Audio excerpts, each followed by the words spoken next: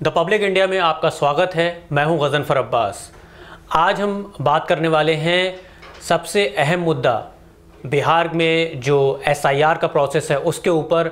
जो supreme court में case चल रहा है उसमें किस तरीके की बातें सामने आ रही हैं, ग्राउंड रिपोर्ट्स क्या हैं और किस तरह का ख़तरा मंडरा रहा है। सुप्रीम कोर्ट में जिस तरीके से कल जो हियरिंग हुई थी उसमें जो बातें सामने आई उससे ऐसा लग रहा है कि कहीं ना कहीं बिहार के जो लाखों वोटर्स हैं वो सुप्रीम कोर्ट, चुनाव आयोग और मोदी सरकार की दया पर उनकी जो पूरी सिटीजनशिप है वो टिकी हुई है। बात हो रही है बिहार में नई वोटर लिस्ट को बनाने की, पूरी तरीके से रिवाइज़ करने की लिस्ट को। लेकिन ये जो पूरा मुद्दा है वो सिटीजनशिप की तरफ बढ़ता हुआ नज़र आ रहा है। कल जब सुप्रीम कोर्ट में सुनवाई हुई तो उसमें जो पेटिशनर्स हैं जिन्होंने एसआईआर प्रोसेस के ख़िलाफ़ सुप्रीम कोर्ट में चुनाव आयोग को चैलेंज किया हुआ है, उसमें योगेंद्र यादव ने दो ऐसे लोगों को पेश किया जो बिहार से आते हैं, जिंदा हैं, लेकिन वोटर लिस्ट जो चुनाव आयोग की है उसमें उनको मृत घोषित कर दिया गया था।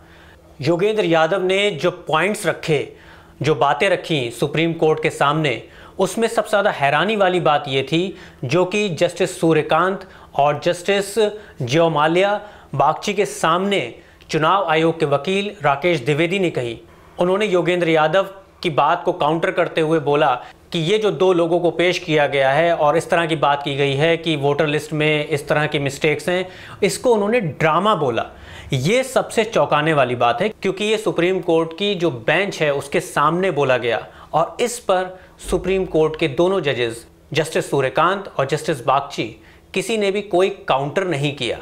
हालांकि सुप्रीम कोर्ट ने इस पर यह ज़रूर कहा कि ये एक एरर है, एक गलती है जिसको इलेक्शन कमीशन को सुधारना चाहिए। चुनाव आयोग ने इस पर यह कहा भी है कि वो इस तरह की जितनी भी गलतियां आ रही हैं, अभी प्रोसेस चल रहा है, उसको सुधारा जा रहा है और सुधारा जाएगा।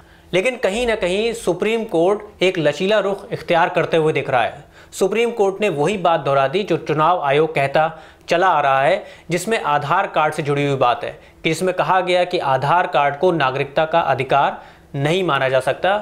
लेकिन जो पेटिशनर्स हैं जिन्होंने चुनाव आयोग के प्रोसेस को चैलेंज किया है सुप्रीम कोर्ट में, वो अपनी इस बात को रखने में कामयाब साबित हुए कि जिसमें उन्होंने ये कहा कि चुनाव आयोग को अथॉरिटी नहीं है कि वो किसी नागरिक की नागरिकता को तय करे।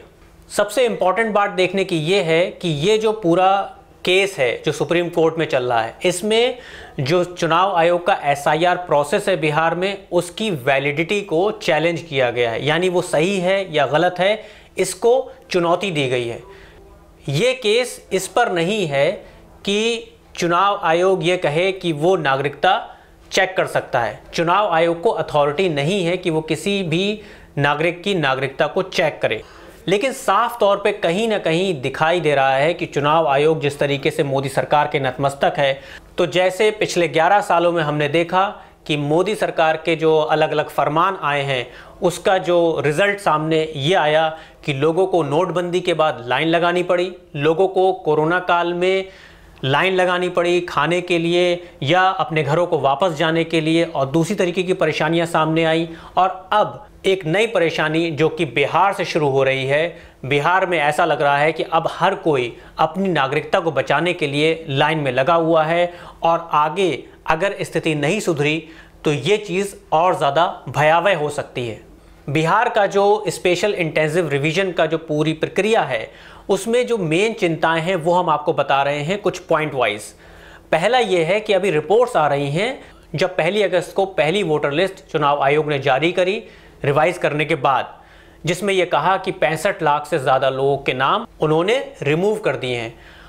कई रिपोर्ट्स आ चुकी हैं कि बहुत से लोग जो बिहार के रहने वाले हैं, बिहार के वोटर हैं, अगर वो जिंदा हैं तो उनको मरा हुआ घोषित कर दिया गया है, अगर वो मर गए हैं तो भी उनका नाम वोटर लिस्ट में है। ये एक बहुत ही चौंकाने वाली खबर है क्योंकि सुप्रीम कोर्ट में योगेंद्र यादव ने 2 लोगों को पेश करके ये प्रूफ भी दे दिया कि देखिए ऐसा ही हो रहा है। रिपोर्टर्स कलेक्टिव की रिपोर्ट में आया कि हज़ारों की तादाद में सिर्फ एक कॉन्स्टिट्यूंसी पे उन्होंने अभी रिसर्च किया है, बिहार की वाल्मीकि नगर। उसके आंकड़ों को जब उन्होंने उत्तर प्रदेश से मैच किया तो उन्होंने पाया कि उत्तर प्रदेश और बिहार के हज़ारों वोटर्स कॉमन हैं, यानी एक से ज़्यादा वोटर आईडी कार्ड उनके पास हैं। ये एक फर्जीवाड़ा सामने आ रहा है, अभी रिसर्च चल रही है, हो सकता है कहीं और हज़ारों लाखों की तादाद में भी वोटर्स उत्तर प्रदेश और बिहार या दूसरे राज्यों के कॉमन पाए जाएं। बिहार के लोगों पर ही अब ये पूरा बोझ है कि वो अपने को नागरिक साबित करें, क्योंकि चुनाव आयोग आधार कार्ड को नहीं मान रहा, चुनाव आयोग आपका वोटर आईडी कार्ड को भी आपकी नागरिकता के शिनाख्त के तौर पे नहीं देख रहा। जो प्रॉपर्टी के कागजात हैं या बर्थ सर्टिफिकेट और कुछ और चीज़ें हैं, उन्हीं को जो है सिर्फ माना जा रहा है बतौर नागरिक के तौर पर। एक बहुत बड़ी चिंता ये भी है कि अभी ये नहीं पता कि बिहार के कितने लोग अपने जीवन याचिका के लिए जो बाहर रहते हैं, जो माइग्रेटेड वर्कर्स हैं या मजदूर हैं, कितनों के नाम नई वोटर लिस्ट में हैं और कितनों के हटा दिए गए। तो बिहार से बहुत से मजदूर दूसरे राज्यों में जितने भी कंस्ट्रक्शन के काम हो रहे होते हैं उसमें जाके मजदूरी करते हैं, इनकी तादाद लाखों में है। ऐसे बहुत से मजदूरों को ये नहीं पता है कि उनके नाम अभी वोटर लिस्ट में हैं या जो पहली लिस्ट जारी की गई थी उसमें से हटा दिए गए हैं। इनके लिए ये मुमकिन नहीं है कि ये आएँ और अपने वोटर आईडी कार्ड के लिए दोबारा चेक करें और उसके लिए एप्लीकेशन दें। ऐसे में कंस्ट्रक्शन वर्कर्स की जो नेशनल कमेटी है उसकी तरफ से लेटर लिखा गया है चुनाव आयोग को कि किसी भी मजदूर का नाम नहीं काटा जाए बिना सही तरीके से वेरिफिकेशन किए हुए। अब देखना यह है कि चुनाव आयोग इसका कोई संज्ञान लेगा कि नहीं। इलेक्शन कमीशन रोज एक लिस्ट जारी कर रहा है बिहार के SIR के प्रोसेस से जुड़े हुए, जिसमें वोटर लिस्ट जारी की जाती है। अभी जो 12 अगस्त तक जो डेटा दिया गया है उसमें ये बताया गया है कि 64,000 नई एप्लीकेशंस आ चुकी हैं बिहार की तरफ से उनके करेक्शन के लिए या फिर नए वोटर आईडी कार्ड को इशू करने के लिए।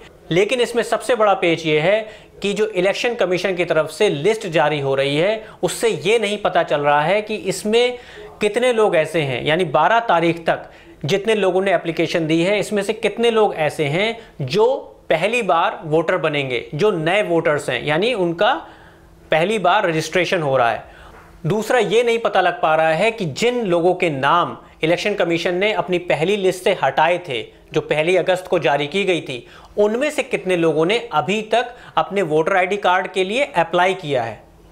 मीडिया रिपोर्ट के ही मुताबिक इलेक्शन कमीशन ने बहुत ही चतुराई दिखाते हुए कोई ये चेक ना कर सके कि किस तरह का फ्रॉड हो रहा है, किस तरह का फर्जीवाड़ा हो रहा है, अपनी वेबसाइट पर जो वोटर लिस्ट का पूरा डेटा होता है वो डिजिटल फॉर्म से उसको स्कैन इमेजेस में बदल दिया है, जिसको पता लगाना, जिसको क्रॉस चेक करना आसान नहीं होता है।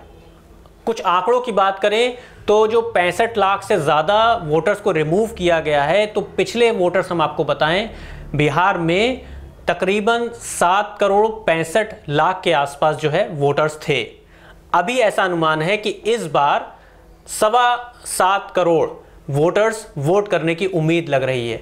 कुछ इन्वेस्टिगेटिव मीडिया रिपोर्ट्स ऐसी भी हैं जिसमें यह भी पता लगा है कि कई कॉन्स्टिट्यूएंसीज में शेड्यूल कास्ट और जो मुस्लिम वोटर्स हैं उनकी तादाद कम हुई है, यानी वोटर लिस्ट से उनको ज़्यादा तादाद में बाहर किया गया है। जो 65 लाख वोटर्स पहली लिस्ट में हटाए गए थे।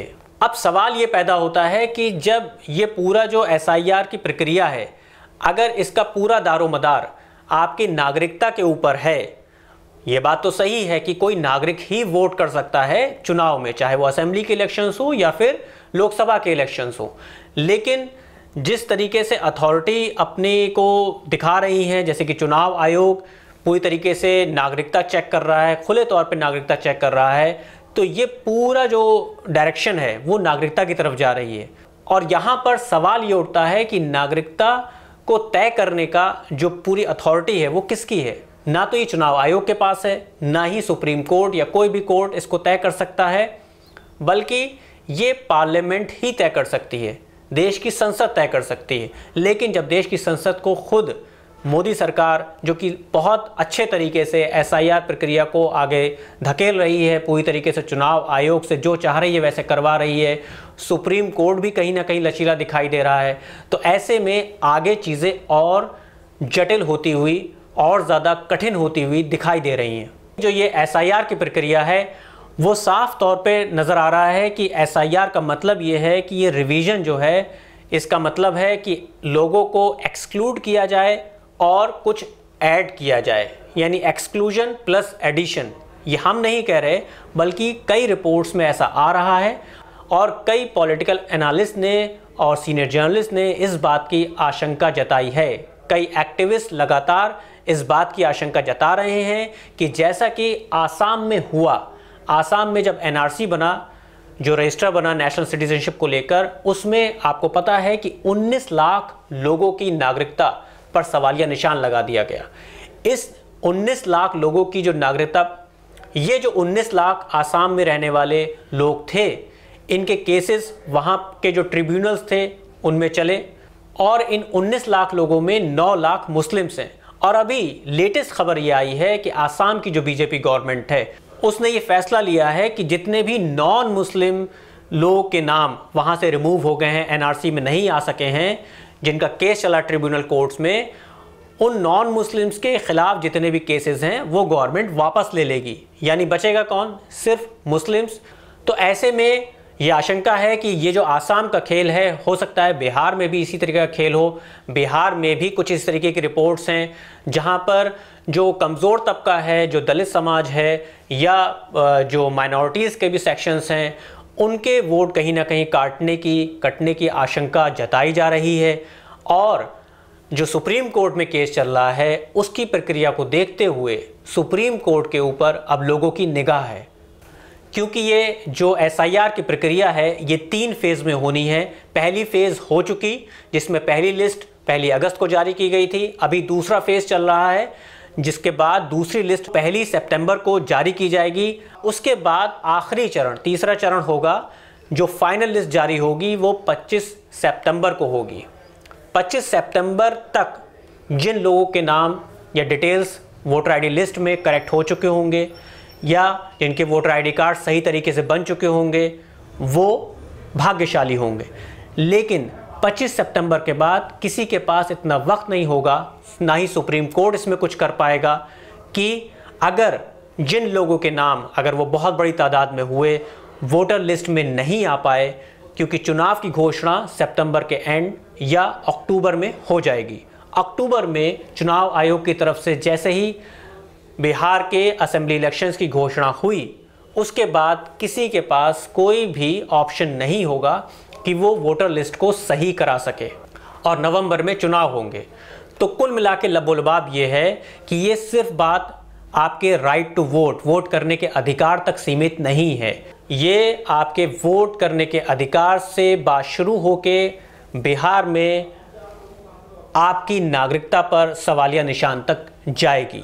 और कहीं अगर ये बात आगे दूसरे राज्यों तक फैली तो एक बहुत बड़ी समस्या सामने आ सकती है। ऐसे में देश के सभी नागरिकों को बहुत ज़्यादा सावधान होने की ज़रूरत है और सुप्रीम कोर्ट को देश के नागरिकों की जो आस्था है वो सुप्रीम कोर्ट में बनी रहे, इस पर बहुत ही मुस्तैदी से काम करना होगा। आज के शो में इतना ही। बहुत जल्द आपसे जुड़े हुए एक नए मुद्दे के साथ हाजिर होंगे। शुक्रिया, धन्यवाद।